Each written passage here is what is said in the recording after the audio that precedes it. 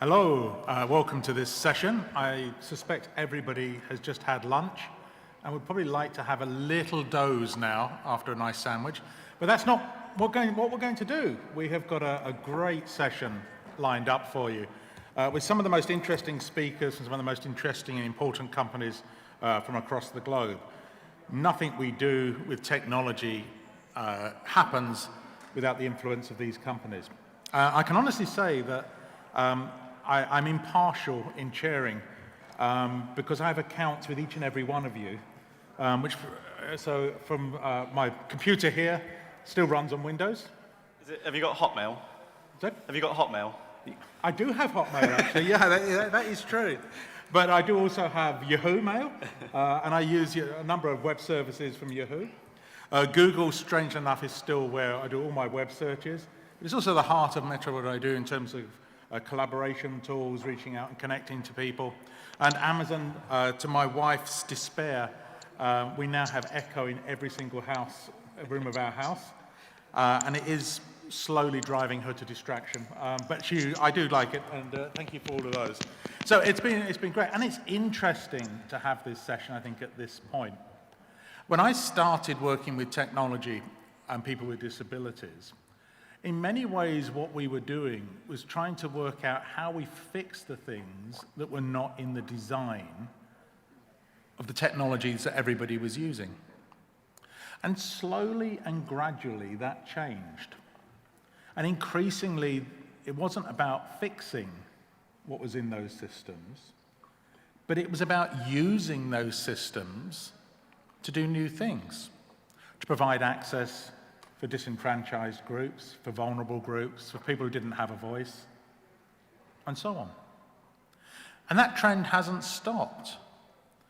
Many, many of the things that we paid for from third-party developers are now integrated within the operating system, within applications, within devices, and some things that we never imagined would be possible are already available to us. So those trends haven't stopped. But the integration with people who are developing specialist assistive technologies alongside the growth of features and functions and creative use of the technologies these companies are providing really is incredibly important to us as we go forward. And because it is important to us, when we planned the session, we really wanted to put aside a lot of time for discussion, for questions and answers and thinking. And I'm delighted to introduce our four speakers today, all of whom I've had connections with in the past. I probably owe all of them money. So I will move on very quickly at that point. And I want to start with probably the first technology system I had would have been Microsoft. It would have been a Microsoft Windows 3.1 computer. It's a while ago. And what we're really interested to learn as we talk to people is how did we get from those technologies being bridged to the strategy where those technologies are at the heart of access and inclusion? And where does that strategy take us for the future? I want to invite Hector Minto from Microsoft to introduce those topics. Thank you, David. And I'll just say at this point, I'm a proud Google Nest user. I have an Amazon Prime account. I wear an Apple Watch, and I use an iPhone. I mean, like, we are all blended now, I think is the best way to describe this. So good afternoon, everyone. My name is Hector Minto. I'm the lead technology evangelist at Microsoft. Thank you, David, as well, for mentioning Windows 3.1.1. That's the second mention it's had today at conference. Marcus also mentioned it earlier in the opening. And fundamentally, that's how far back accessibility goes with Microsoft. You know, it's been thought about for some time. But a few years ago, we took a new integrated approach to inclusion and disability. And so we have essentially four pillars to our core accessibility strategy at Microsoft, which I'm just going to quickly run you through. Firstly, we've got to recognize that disability culture exists and must be invested in at Microsoft. It must be clear to everybody who works there that we understand that we are an inclusive employer and that our colleagues have disabilities and that we desire more disability talent within the organization. That's all very well, but then we've got to turn to our systems. Do the HR systems, do the IT systems, do the training systems all create success for our colleagues with disabilities? And when we've looked at the number of people that we employ at Microsoft and focus on the structural ability for disability to be represented into our organization, it then feeds into our products. When you look at some of the features that have landed in the last 5 years, I mean, I've been in technology, assistive technology for 25 years, and honestly, I think more features have come in the last 5 years than the previous 20 before it. And that is because of representation. It is people with disabilities driving innovation and also using their human influence on the teams that build technology. It's easier to ignore somebody in the public, potentially, than it is to ignore your colleagues. When you have great representation, it drives a culture of deliverables on product accessibility. And then finally, the lifeblood of any tech company should be its innovation and the future and what's coming. And so what we're also doing is investing in inclusive technology and accessibility projects with the most cutting edge of technologies, from machine learning through to augmented reality. We've got to make sure that in the technology that's on its way, we're not having to kind of retrofix accessibility as that becomes mainstream.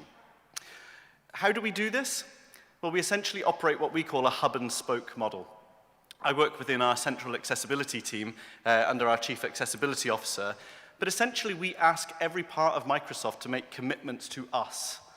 There is no one place where accessibility sits within a business. If you're the HR team, you have responsibilities. If you're an IT team, you have responsibilities. If you are a buildings and facilities management lead, you have responsibilities on accessibility. And so we recognize that in the same way that all leaders across Microsoft, or all departments across Microsoft, make commitments to sustainability, add accessibility. Yeah?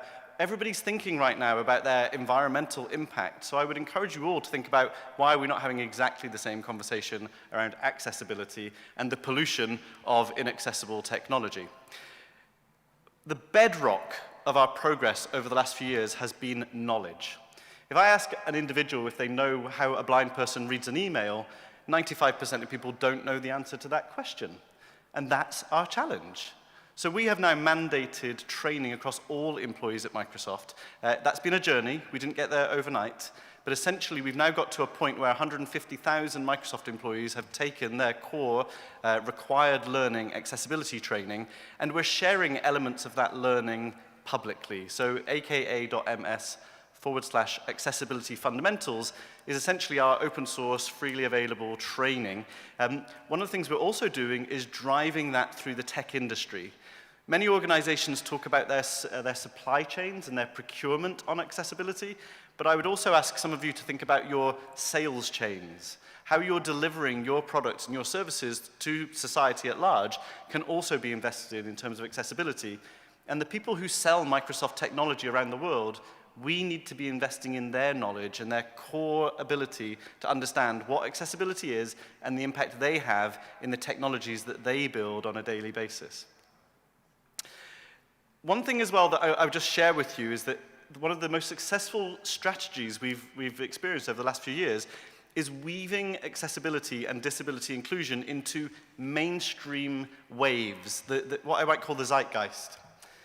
So much is happening out there. We're in an incredibly, febrile world at the moment. So much is happening out there. So much change is happening, and where blockers to change may have existed previously, everybody knows that every organization is changing the way it's working. So a lot of what I'm doing is helping our teams across the world understand how accessibility feeds into our skills economy, which I've mentioned already, but then also looking at things like augmented humanity or augmented reality. As that starts to get adopted, what opportunity is there to weave in the disability experience and accessibility? Companies now look at diversity and inclusion as existential, not just a nice to have. You must make a statement on diversity and inclusion. You must invest in it. And so this is our opportunity to make sure that disability and all of the amazing work that Caroline Casey does with the Value by 500 absolutely resonates around the employers of the world. Hybrid work. If you've heard the phrase hybrid work and have not considered accessibility or disability inclusion in the last 2 years, you have not been watching. And so if your organization is right now saying, how do we work out hybrid work? How do we work out how to do that? See that as an opportunity to focus on accessibility, but also as an opportunity to bring in more disability talent into your organization. And then finally, social purpose. Purpose. You know, what are we doing as businesses when we look at our ESG reporting, the impact that we have on the world? What are we saying about disability inclusion and what are we saying about accessibility? And so my final slide. My ambition at Microsoft is not just for Teams to be the most accessible platform, for Windows to continue to be a great experience for people with disabilities and to give access to education and the workplace, but to see other organizations leverage Microsoft's technology to drive more inclusion. And so some of you may have seen recently that Peloton added live captions into their classes. And this is using Microsoft Cloud, Microsoft Azure, to essentially add that layer of extra accessibility into a mainstream product. That, to me, is the call to action. How can we use Microsoft's voice and our technology platforms and our partner networks around the world to drive even greater, wider-scaled accessibility around the globe? Thank you, David. Thanks very much, Hector. There's a lot to take from that first presentation, but I'm going to turn to Chris Patnoe from Google next. Chris, how would you describe the strategy used by Google? I'll describe it as soon as the slide's up. Or do you want me to answer the question? Or answer the question with the slide? Do your slides. We'll let you do your slides as you work so hard on them. So getting to PowerPoint was a challenge for me today. So my name is Christopher. I work for this little company called Google. I lead accessibility and disability inclusion for EMEA. And I wanted to share our journey. And what I think you'll find interesting is it's very similar to what Hector has just talked about. But there's one thing I want to share before going into this is it's the community of people working in accessibility is really what makes this powerful. One company by themselves can do a lot of great work for their company, but there's a lot of stuff that people don't see outside. A lot of cooperation that happens between our companies when it comes to especially disability inclusion space. How do we make our companies better for people with disabilities? A lot of the best work happens behind the scenes. We're not going to talk about that, but I just want to assure you that it's there. None of us can do this alone. We do this better together. But fortunately for me at Google, I can lean in our mission statement. Our mission statement is to make the world's information universally accessible and useful. So that's a nice little stick that I have when I have to talk with new people at Google. This is a critical part of the work that we do, and it's both versions of the word accessible. Accessible meaning have access, but also truly accessible. Everyone having access towards it. And again, as Hector said at one point, this is a journey. You're never going to get there, but you get better and better at this because the nature of life, the nature of technology, the nature of people's needs evolve over time. And what works at Google may not work with your company. Smaller companies have different needs. Larger companies have different ones. So I'll be sharing the way that we think about things inside Google. But the most important thing is that you take the initiative, and by virtue of us being here together, we're doing that. We have the opportunity, we have the drive, and in many cases, the expectation that we're going to move this process along in our companies. So, similar to what Hector said, he says his was a hub to a spoke. Inside Google, we say a hub to a spoke, because the nature of our technology is so broad and vast. Our hardware teams, their needs are very different than their team building our cloud platforms. Our cloud platforms needs are very different than our Android platform or search. So there's no way one centralized team can do the work for everyone or really be responsible for bringing everything out. So we have this multi-layered, almost fractal style expectation where a central team will do the core of the work. We create the common definition of what accessibility is. This is what you are expected to do. Then we hold them accountable. We check, we measure, we cooperate with them. We create education programs around the company, both in terms of disability inclusion, but also in terms of how to make your products more accessible, how to do accessible research, how to work with people outside of Google and do it with respect.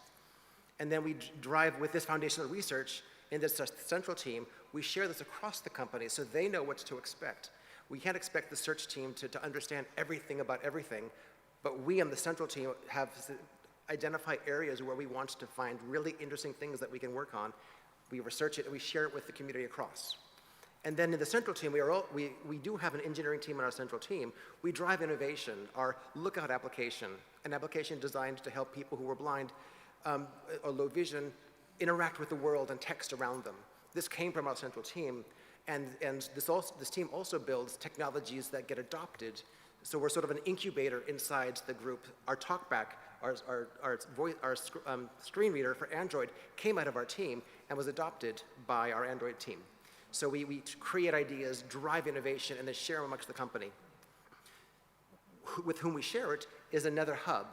This other hub is the groups inside, say, cloud or search or Android or Chrome, you name it. All of our product areas have their own dedicated accessibility team. And they're doing the same job that we were inside. They have their own internal metrics. They have their own internal definitions of search accessibility, for example.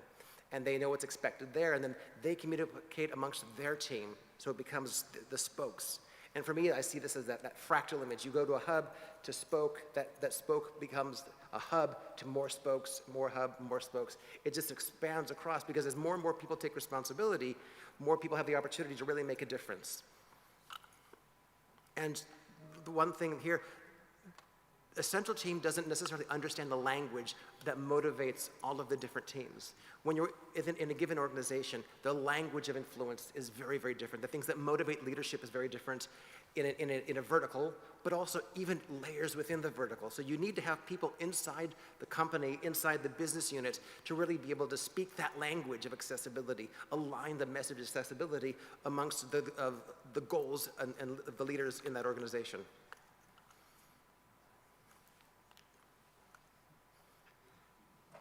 The most important part of this, again, as Hector had said, is that you have to bring the community in together. It is absolutely true, the more inclusive a team, more inclusive a company you have, the easier it is and the better it is to make your products accessible. It's not just because you have an ERG of free testers that works for a little while, but at some point they rebel and say, we're not being paid to do this extra testing, and that drives the conversation to create new roles. At Google, we just recently created an accessibility analyst role. We were hiring people for their AT technical expertise. This is a result because we basically tapped out the ERGs. So our needs grew so big, we had to create a whole new ladder specifically for accessibility technology. So bringing the people into the community, from the community, and working with them and hiring them allows these all things to come together and advance the nature of the technology. So when I think about these key programs, and this is my last slide, I try to think about from hire to retire. You want to make sure you have inclusive hiring practices. You want to make sure that if there is an expectation of accommodation, they know what it is, the recruiters know how to do it, and things just happen. You shouldn't have to think about it. We want to make sure that the internal tools that you develop or the tools that you buy from your procurement practice takes accessibility into it. Just having a VPAT isn't an answer. Having a VPAT actually asks more questions. And what do you do with it once you have that VPAT is really interesting and is, I think, a challenge for all of us on every stage talking about the space.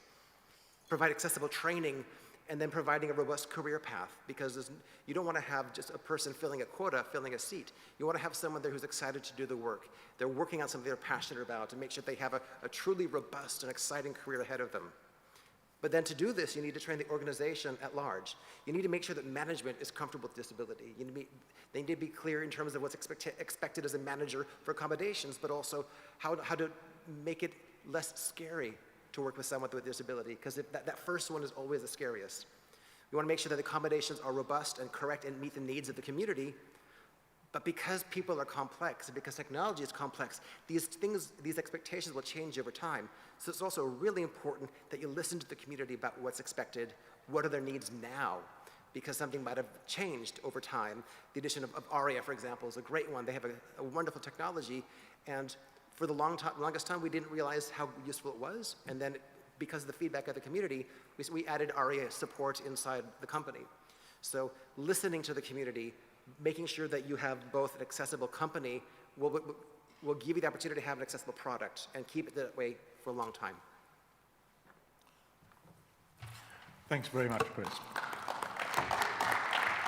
And it's interesting as we listen to both Hector and Chris, that there are huge amounts of overlap and consistency in the ways in which you're approaching this issue. The extent to which accessibility pervades, not as a department or a hub just by itself, but really has to be integrated and needs to integrate the work of all those other departments, whether they be called hubs or on the spoke and so on.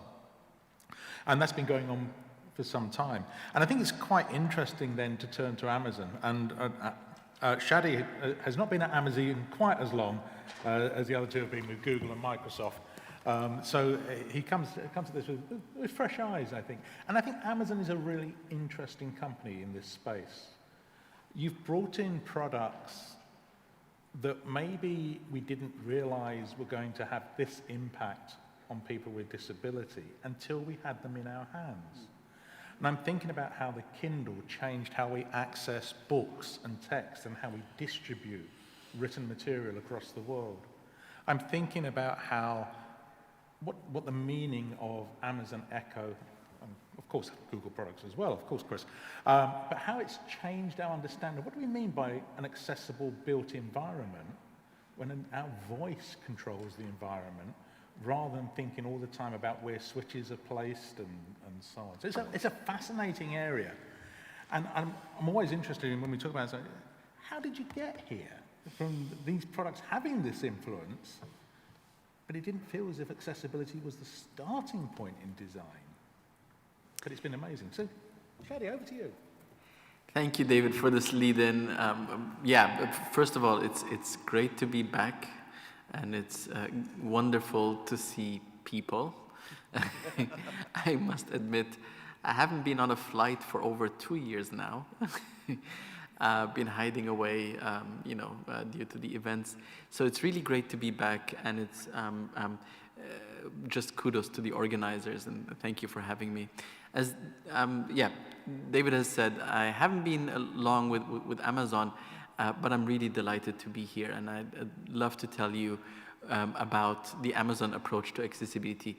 The previous speakers have shared a lot, and I think there is indeed a lot of commonalities. I don't think one person or department or central body alone can address accessibility. At Amazon, really, a core part of accessibility is found in the leading principle for Amazon, which is called customer obsession. So Amazon really lives by principles that are taken into account in all decision-making, all discussions, and the leading one of the leading ones is customer obsession. What does that mean? It really means focusing on what the customer needs, what they want, and working backwards from there to ensure that the customers have a delightful experience. That's how it's called. Now, just to explain that in more simple terms, I feel this matches so much with accessibility because it's very closely bound to the user-centered design principle of accessibility, or that we have been preaching in accessibility for so long, saying accessibility is not about check boxes and standards. And I mean, I am a standards person and I love standards, don't get me wrong. It's an important part to inform the process, but we need user research. We need to understand the user and the actual needs on the ground, especially, as you were mentioning, David, with products and solutions, things where we don't actually have standards. We don't know what accessibility really means. We're deploying things that are quite frankly changing how we deal with, how we interact with society at large. So, I'm showing just some of the products we have. David had already mentioned Kindle, for example, or Fire TV. Amazon, announced we've sold over 150 million Fire TV devices. These come in with a built-in screen reader called Voice View, and lots of other accessibility features out of the box that allow unassisted, set up without sighted assistance, and many other features. On the screen is an example of home appliances, wearables, robots, 3D products, things that are projecting real-time text, real-time communication. So, it's a very, very complex environment with these different devices, but not only the devices, the services behind these devices and the content. You mentioned Kindle. we're talking about 12 million accessible books here. So just the scale and the impact of accessibility, and really stems from this focusing on users generally, including customers with disabilities, and trying to understand what it means that they have a delightful experience.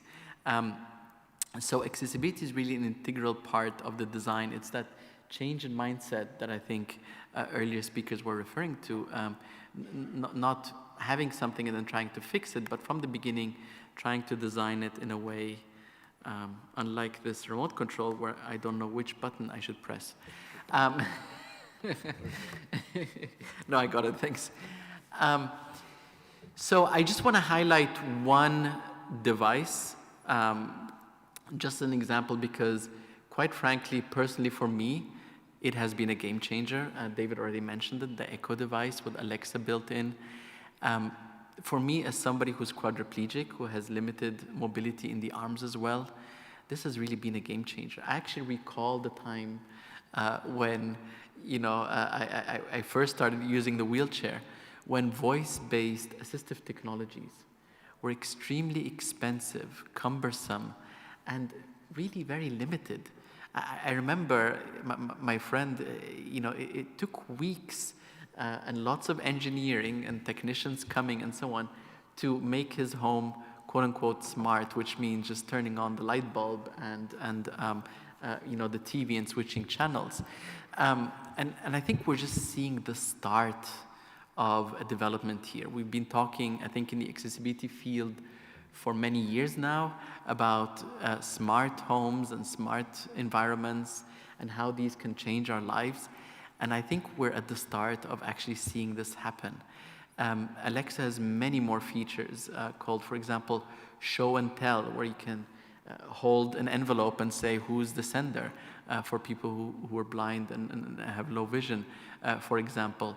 There's automatic captioning during calls, and you can interact with this natural language interface using real-time text.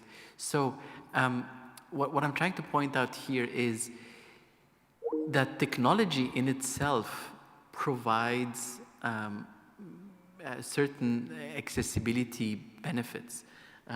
Accessibility has inherent accessibility features if the design is done correctly. Otherwise, it has the exact opposite, and it can be exclusive.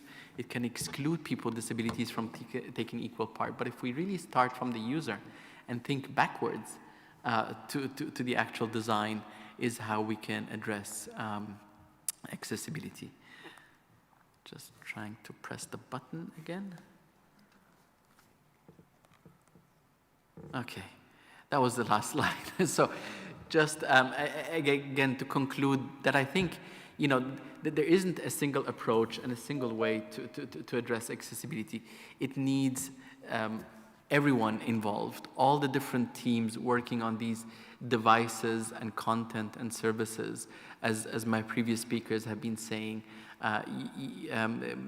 we need certain structures, but what I really want to emphasize here as well is what we've been preaching in accessibility for so long again, the user-centered design model, thinking about the user first, and then looking backwards to how our designs need to be based on the user needs. Thank you. Thanks so much, Shadi. I have to tell you that I think the moment I realized that Amazon had changed my life was when I arrived in Vienna on Saturday morning, walked into my hotel room, and said, Alexa, turn on the, oh, for heaven's sake, and stood there in darkness, trying to remember how to turn on a light switch on the wall. So thank you for that. But yeah, things have changed so quickly. And I think what fascinates me about what Shadi was saying was products are brought onto the market. The ways in which people use them can be unanticipated. But the feedback from that influences where we go from there. And I think that idea that actually we bring things to market, we find out what people are doing with them, how they might use them in the future, and build upon that is actually a really quite exciting way of approaching accessibility, because it doesn't require us as companies to start by getting everything right first time. There are too many people in the world. But our fourth company is one which I've always, has just always been there. I mean, from the first computers I had, Yahoo was always around. And it's something which, there's a certain comfort zone with Yahoo, because I've always known they're there. They've always given me what I needed. And I'm really interested to know how, through all of that time, which is probably going back to the mid-'80s and maybe a little bit later, how has accessibility evolved and developed in Yahoo? So we've got Larry, and I'm hoping we've got Larry online. Larry, that's great. I can see you now. Larry, I'm over here. to you. Hello, David.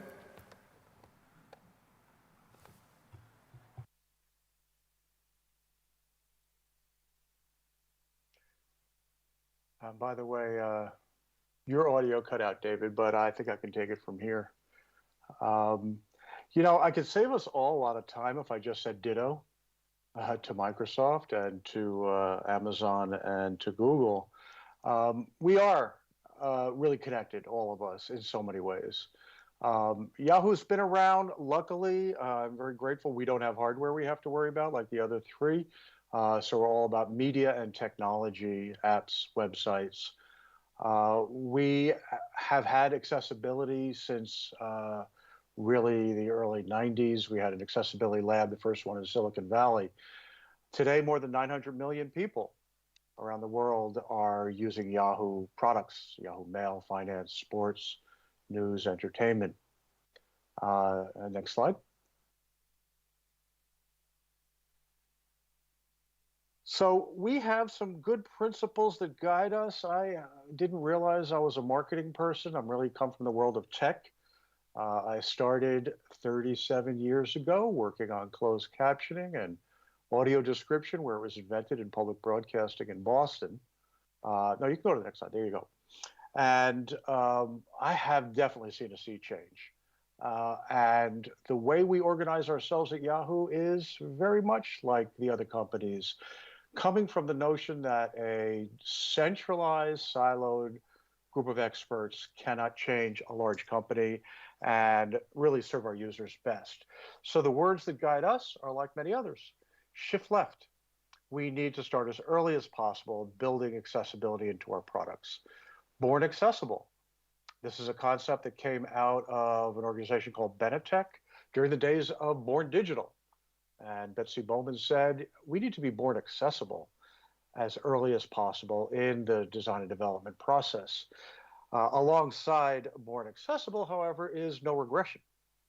We must not backtrack. And every time we release a new product and upgrade, we must make sure we are taking a step backwards. And I think that second half of born accessible has really been affecting our lives and our mindset quite a bit. I'll talk during discussion about accessibility as everyone's job. Everyone's somewhat mentioned it today. We'll talk later about the idea of champions.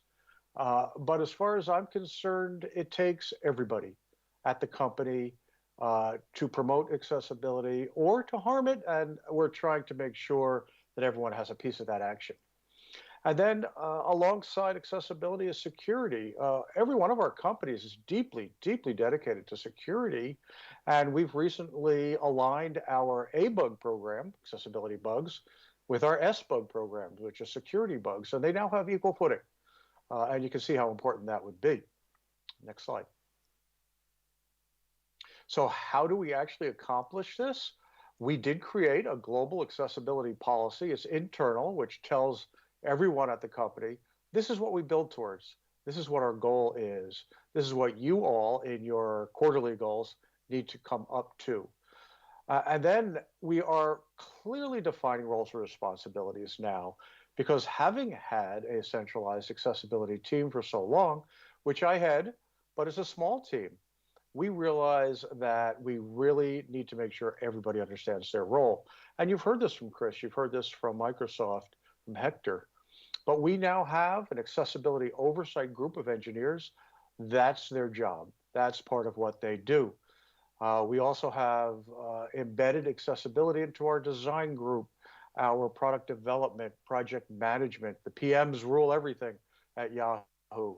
Procurement is essential to what we're doing, to what we buy for ourselves, for our employees, and what affects our user experience must be accessible. Our marketing teams now have accessibility expertise.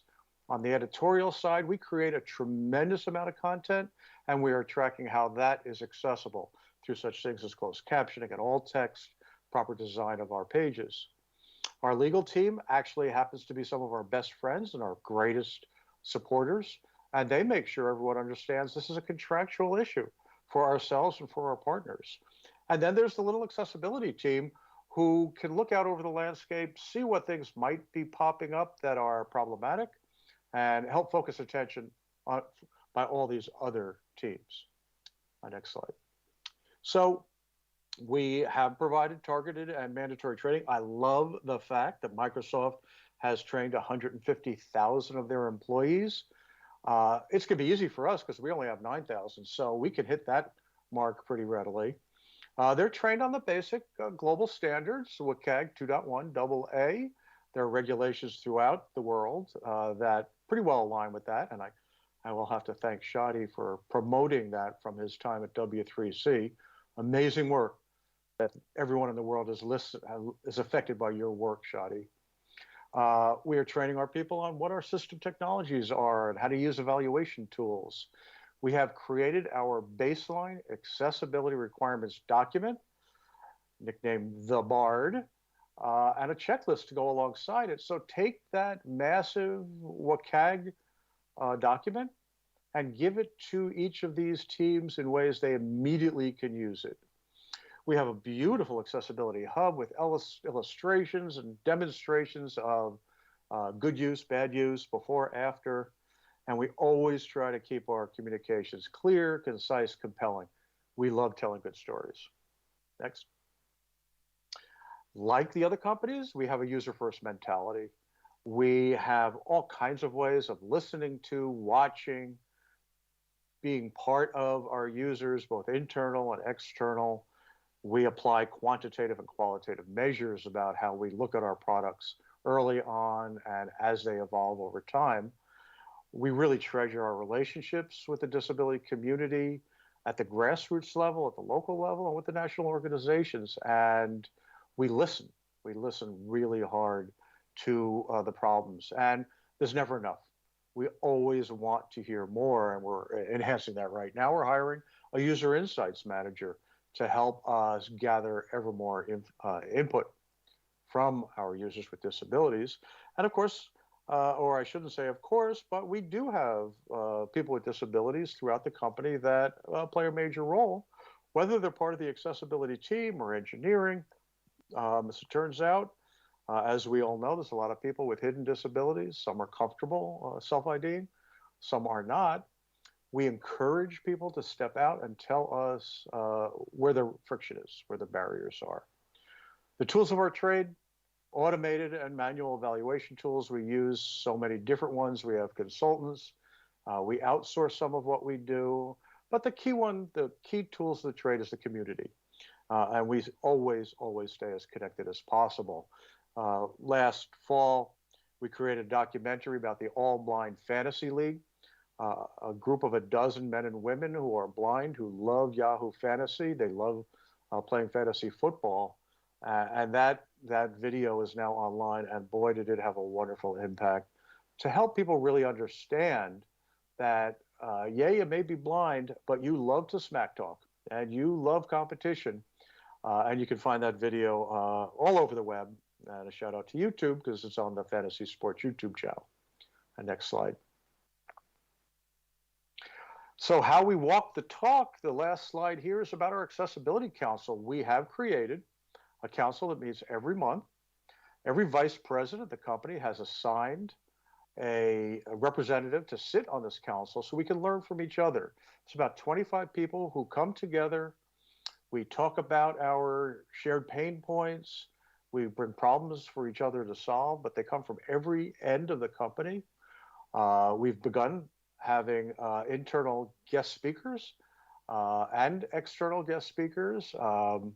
Any one of you might be invited to come to one of our monthly Accessibility Council meetings and share this wider global experience that all of us get to be part of. We're also developing something new, a product accessibility rating.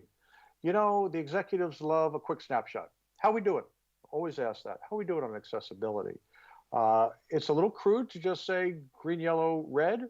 So we've got this PAR development, which is going to be able to take a tremendous amount of information about our products and show a rating of where we are and how we've evolved over time on every one of our products, on every one of our platforms. And the next slide. And of course, it's all a work of progress. We have evolved beautifully, I think, in the world of accessibility. I think we've all recognized there's been a massive change. It's something we've worked at for so long. As I said, I've been in the field quite a while, but over the past couple of years, the awareness, the acceptance, the hunger, the passion for accessibility has just grown. It's heartwarming. It is encouraging. We've always known we have to do this, but to grow our community with young people, college students, and older folks really shows us we're absolutely on the right path. And I'm really happy to be part of that with all the folks at the conference today and up on the dais. And hand it back to you, David. Thank you very much, Larry. And I think much of what you said resonated hugely. I really did like that comment on bring your pain points.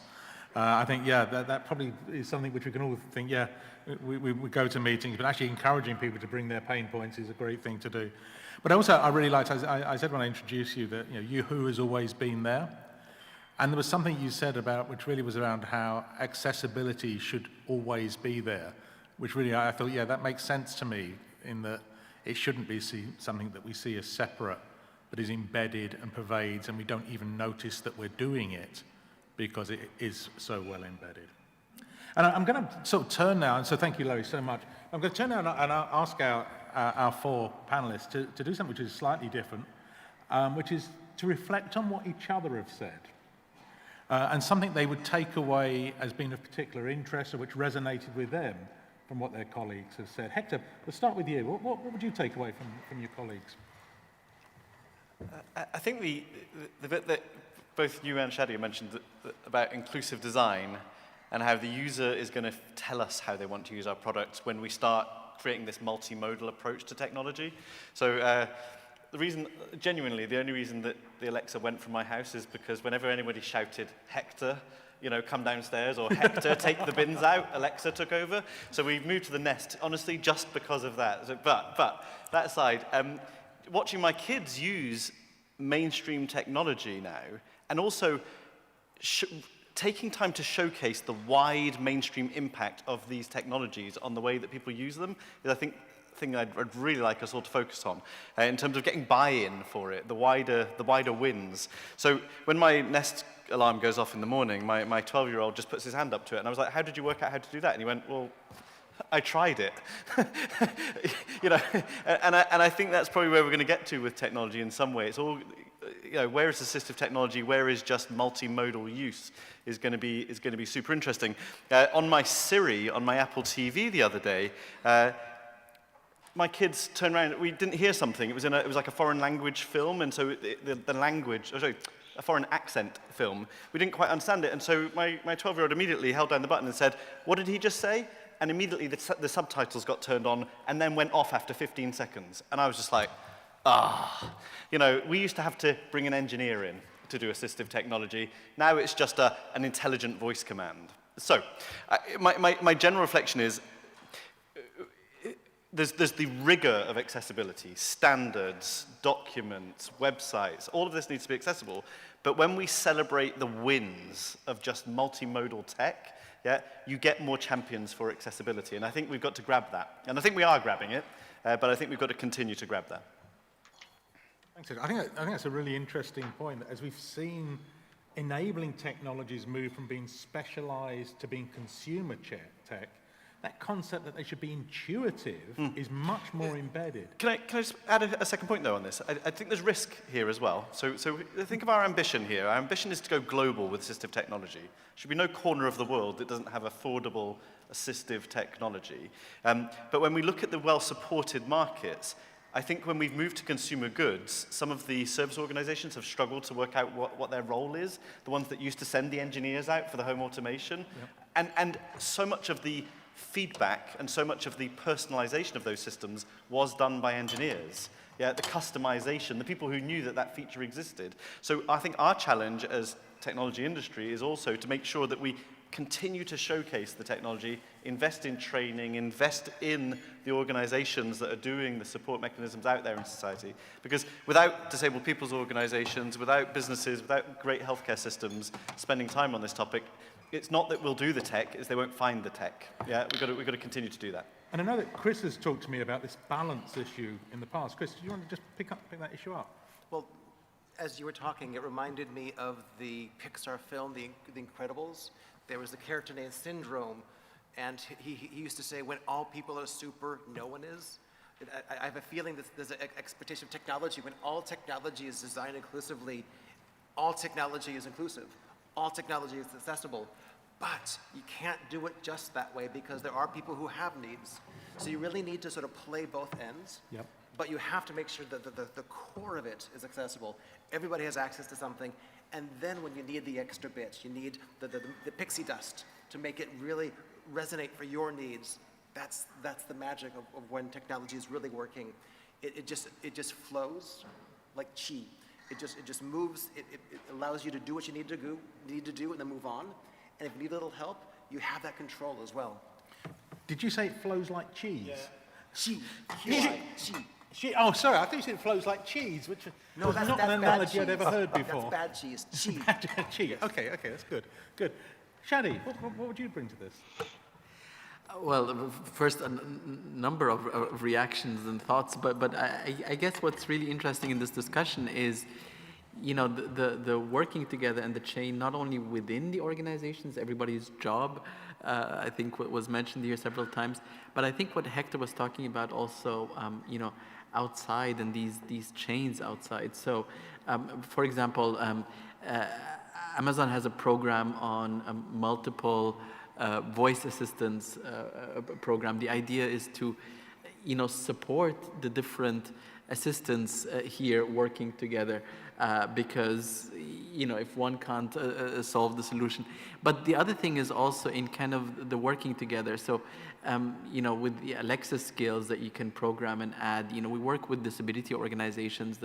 I believe it's the German organization for the blind and low vision, where certain skills were programmed. I think also in Austrian broadcast television there's such a skill to give me all the titles that are audio described. Actually, Danielle had just told me that a little bit earlier today. So these kind of working together on skills, but there's also what is called routines in Alexa. For example, it can detect beeping of your washing machine, and then you could get an alert on your phone for somebody who's deaf or hard of hearing. So what I'm saying is, in response to Hector, what you're saying, I think this hasn't really gone away. It's maybe changed, and we need to take a lot with us, outside our organizations in society. And then one last point, maybe to your last comment there. David and Chris both, is the meaning of accessibility also with these kind of hybrid situations. To me, I find that really exciting. When you have a projected immersive environment with real-time text going on, these kinds of settings, or for example, Amazon lockers. When you buy something online, you can get it delivered to a post office, to a locker thing, where you can request accessibility features, on a certain height, because you're in a wheelchair, or you could open it via your mobile app without sight. So what I'm trying to say is, the interaction of, in the good old days, it used to be either online or physical. And not only the pandemic, but just technology is showing us this blend of things. You go into a store, into Amazon Fresh, you put your stuff in the basket and you leave the store. Is this an online environment or a physical experience? Definitely. So it's these kind of mix of technologies, and trying to understand what does accessibility mean in this context. And that only works in working together with the disability organizations, with the actual end users to understand what does accessibility mean in this context. And the worst thing is, I've just seen that the light signaling we're getting towards the end of the session has just turned yellow, which is actually quite terrifying. So it feels like we've only just started. But I do want to make sure, but I know I could see there was one question from the floor. Too quick, but just at the back first. I think I saw your hand first. Yeah. I would start a bit kidding with the fact with Dave, that you started working on Windows 3, and before that I was programming on Spectrum Z, Commodore 64, and Apple IIe. Okay, but apart this joke, the question is especially to Shadi and Christopher, because of the voice that I guess that it's the next future. Well, it's the present and the next future. Even we in Part4This are integrating now the voice command in order to help the people who is driving to find the spots. The problem we are finding, and I don't know, this is the question, if you have some special working group in order to standardize or enter a bit more in detail about skills or Google Voice, because the problem is that, are too standard and not dedicated. So question is, do you have a working group in order to work on specific project and improve the quality of the users?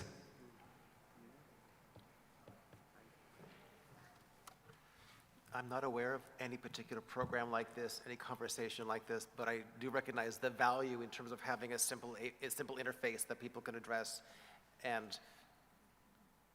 But I don't see us doing this.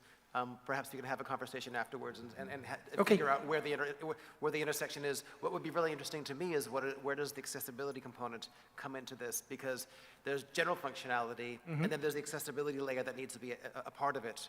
So that could be a really interesting conversation. Maybe this is a way to do it, sort of come together through accessibility like virtual Switzerland, and then make things better. I think we've got time for one more very quick question, and then we do have to close. Thank you. I was very impressed about your examples about the impact of accessibility and inclusion. That brings me to the first question, or as a comment, why don't we talk in science, in economic science, not about inclusive economy? It's not there, and you represent the biggest enterprises in the world. So that's one. The second is looking to Europe, for example. In Europe, around 40% of the population with disabilities, and it's about 15% of the population. 40% of them are not working. They have no job. In China, we heard today only 2%. I remember a saying of Henry Ford, if I don't pay my people well, they are not able to buy my products. And I think this group is poor. The group who cannot work, only some of them have money to buy your products. So do you think about that and why we cannot include economic, social, educational, and labor market policies? Still, we think that in silos, and that is one of the results that people do not work. I think I'm going to have to let people answer that question after the session, because it's not fair on the next group. And it's not a simple answer, I don't think so. But I do want to close the session off now, thank you, and really to thank our speakers. And Larry, I'm sorry I didn't come to you at the end. Please take it just purely as a case of time beating us. But I want to say this to the audience, really, and to our speakers. First of all, thank you. And I want to encourage the speakers through the rest of this conference and beyond, first, to thank and welcome the companies for what they've achieved. Second, to take pride in the influence you have had upon these companies. This has not happened separate from the community. Industry and community are blended together to achieve this. But that's not enough. So the last thing I want you to do is give them a hard time and challenge them. Don't stop this journey, accelerate this journey, because we'll be there with you. Thank you, everybody. Thank you, colleagues.